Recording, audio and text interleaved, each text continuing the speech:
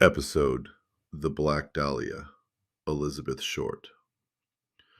True crime is often told as shock and spectacle, but behind every headline is a person, and behind every mystery, a moment where something went unsaid. This case has been called infamous, sensational, unsolvable. But before she became a nickname, before the headlines, before the legend, she was a young woman trying to survive. My name is Johnny Black, and this is Unsaid Case Files.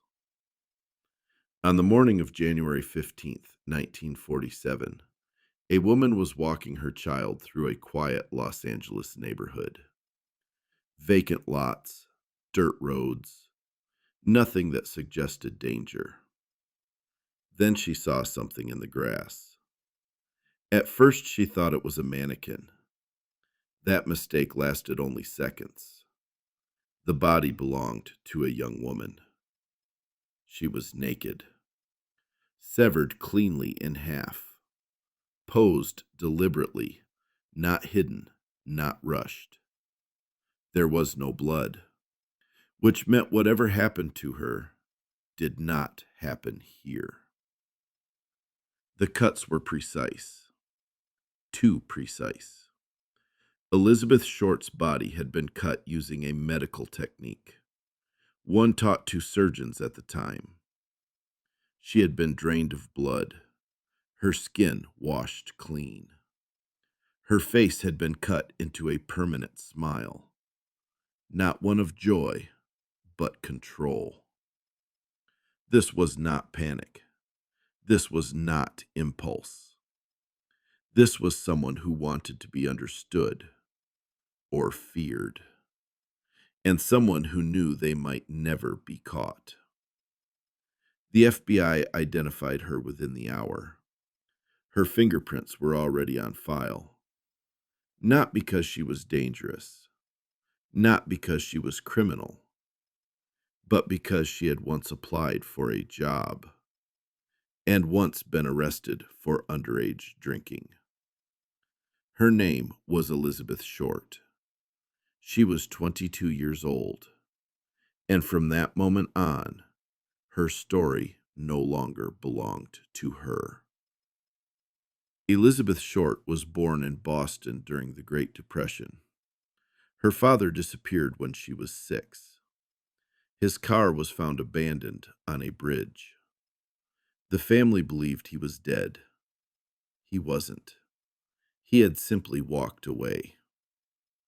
Elizabeth grew up sick, asthma so severe it required surgery. Doctors told her she needed warm weather, so she moved.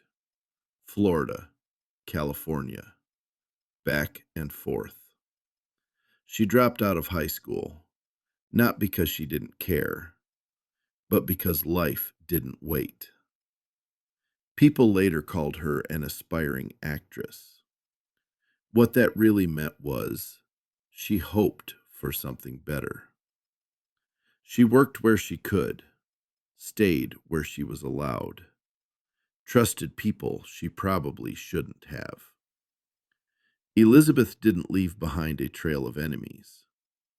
She left behind instability. On January 9th, 1947, Elizabeth was dropped off at the Biltmore Hotel in downtown Los Angeles. The man who drove her there, Robert "Red" Manley, would be one of the last people to see her alive. She said she was meeting her sister. She never did. Witnesses later remembered her using a phone in the hotel lobby. Others said they saw her nearby. After that, nothing. 6 days passed. No confirmed sightings. No verified movements.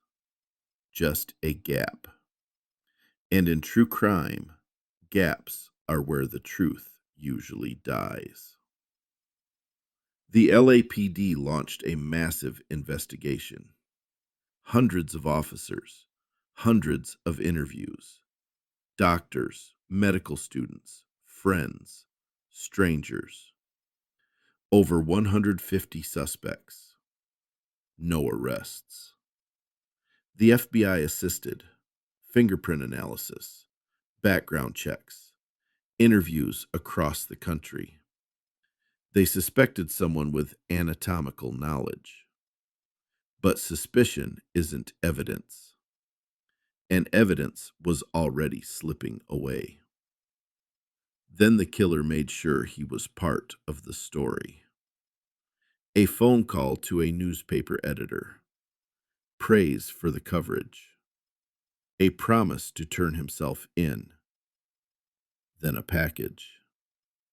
Inside were Elizabeth's belongings, cleaned with gasoline, her birth certificate, her photos, her address book, handled, returned, displayed. Partial fingerprints were found.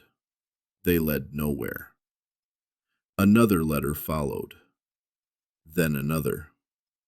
Each one promised answers. Each one delivered nothing. The killer controlled the narrative. The press helped. Elizabeth Short became the Black Dahlia, not because she chose the name, but because newspapers needed one. They rewrote her life, invented motives, implied sins. Her mother was lied to, told Elizabeth had won a beauty contest, just to extract personal details before being told the truth. The coverage overwhelmed the investigation. Facts blurred, rumors hardened, leads collapsed. Elizabeth stopped being a person. She became a spectacle. Over the years, hundreds confessed. Most were lying. Some wanted attention. Some were unstable. Some were simply wrong. One suspect would emerge decades later. A doctor named George Hodel, accused by his own son. Wiretaps caught him saying something chilling. Supposing I did kill the Black Dahlia. But even that wasn't enough. Suspicion is not proof. And proof was already gone. Elizabeth Short didn't vanish because she was reckless. She vanished because she had no safety net. No stable home. No consistent protection. No system watching out for a young woman drifting through post-war Los Angeles. She trusted people. She relied on chance. And someone exploited that. The case went cold. The killer walked free. And the truth, whatever it was, stayed unsaid. Elizabeth Short has been remembered for how she died. But she lived first. She mattered before the headlines, before the nickname, before the legend. Somewhere, someone knew what happened to her, and they never spoke. This has been Unsaid Case Files, because the most important details are often the ones no one says out loud.